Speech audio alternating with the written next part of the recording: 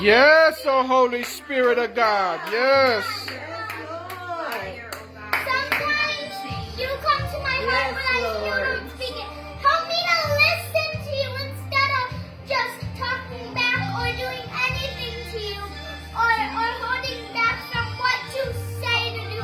Lord God, help me to preach the word of God to other people. Though they might not like it, let me try again to do it. And if it doesn't work, help them to understand what I'm saying if they don't understand.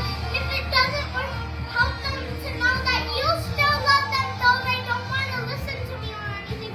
Help them know that. Lord God, if anyone uses the word of God in vain, let them know that that is not okay. God came and died on the cross for our sins, and the word of God in vain is not pleasing to him. Woo! Yes. Anything wrong to make you day bad. He doesn't do anything wrong to make you spill coffee on yourself.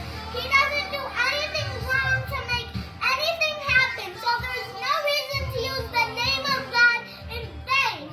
And once again, let the people who persecute Christians and help them to learn about you and know that you died on the cross for their sins. And though they're persecuting your name, let them know that you still will love them though they do that. Oh Lord. Hallelujah. Hallelujah.